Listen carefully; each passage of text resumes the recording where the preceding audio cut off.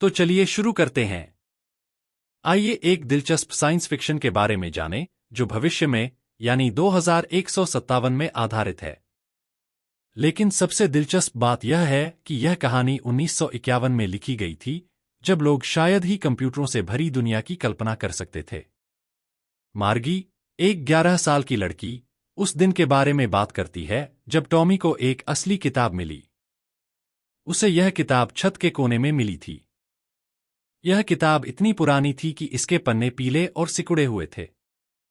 मार्गी और टॉमी को यह देखकर आश्चर्य हुआ कि किताब के शब्द स्थिर थे और वे पन्नों पर वापस जाकर वही शब्द फिर से पढ़ सकते थे। टॉमी को तो यह किताब बेकार लगी क्योंकि इसे पढ़ने के बाद फेंक दिया जाता था।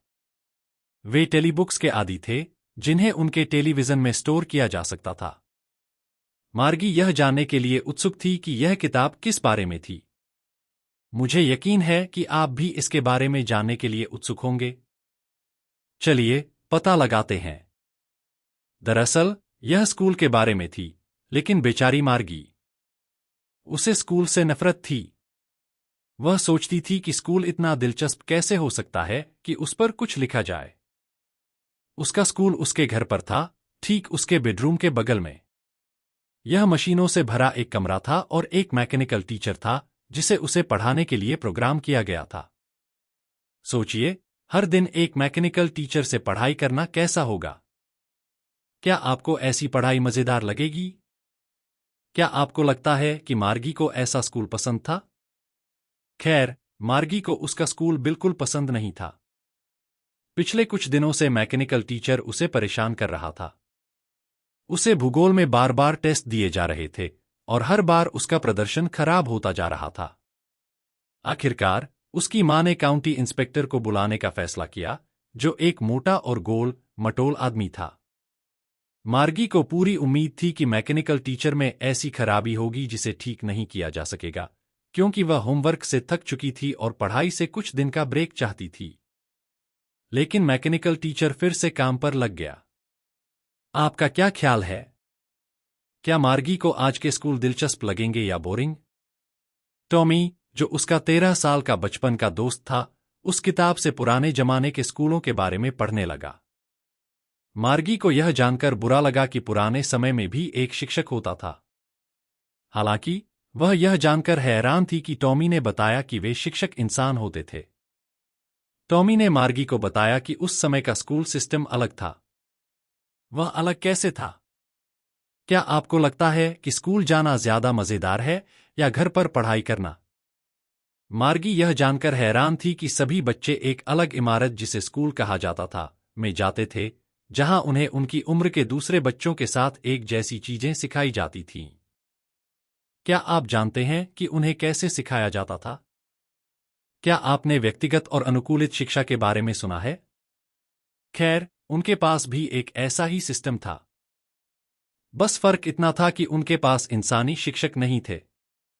उनके पास एक मैकेनिकल टीचर था, जिसे हर बच्चे की सीखने की क्षमता के अनुसार समायोजित किया गया था, और हर बच्चे को अलग तरीके से पढ़ाया जाता था। मार्गी इस बारे में और जानने के लिए उत्सुक थी, लेकिन किताब के आधे तक पहुंचने से पहले ही उसकी मां ने उसे बताया कि उसके स्कूल का समय हो गया है। उसका शिक्षक हमेशा की तरह अगले कमरे में उसका इंतजार कर रहा था। उसका स्कूल हर दिन एक ही समय पर होता था, शनिवार और रविवार को छोड़कर। उसका शिक्षक उसकी अरिथमेटिक की कक्षा से शुरू हुआ, लेकिन मार्गी का ध्यान पुराने स्कूलों के ख्यालों में लगा हुआ था। मार्गी पुराने स्कूलों के बारे में सोचती रही, जहां उसके दादा के दादा पढ़ते थे। बच्चे एक ही जगह पर इकट्ठा होते थे। वे स्कूल के मैदान में हंसते और चिल्लाते थे। वे कक्षा में एक साथ बैठते थे और एक साथ घर लौटते थे। यह कितना मजेदार होता होगा।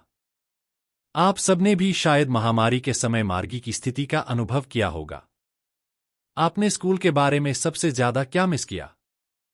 क्या आपको लगता है कि घर पर पढ़ाई बेहतर है या स्कूल जाकर? हाँ, हर सिस्टम के अपने फायदे और नुकसान होते हैं। तकनीक ने निश्चित रूप से हमारे जीवन को उल्लेखनीय रूप से आसान बना दिया है, लेकिन किसी भी चीज की अति अच्छी नहीं होती। हमें अपने जीवन में संतुलन बनाए रखना सीखना चाहिए। आज हमारे पास सब कुछ उपलब्ध है, लेकिन असली सीखने के लिए एक मानवीय स्पर्श होना चाहिए। एक अच्छा शिक्षक जो न केवल बच्चे के दिमाग को समझता है बल्कि उसके दिल को भी, उसकी उपस्थिति की जगह कुछ नहीं ले सकता। इसलिए हमें अपने शिक्षकों का सम्मान और आदर करना चाहिए। इसी में शिक्षा का असली मूल्य निहित है। सबसे महत्वपूर्ण बात, कोई भी समाज अच्छे आपसी संबंधों के बिना प्रगति नहीं कर सकता। जितना हम बातचीत करेंगे उतना ही सीखेंगे। एक इंसान होने के नाते हमें दूसरों की जरूरतों और आवश्यकताओं को समझना चाहिए ताकि हम एक दूसरे को ऊपर उठा सकें। याद रखें, हमने मशीनों को बनाया है, न कि मशीनों ने हमें। दोस्तों, अगर वीडियो पसंद आया तो लाइक करें, सब्सक्राइब करें और बेल आइकन दबाएं। अपने विचार कमेंट में जरूर बताएं। मिलते हैं अगली वीडियो में।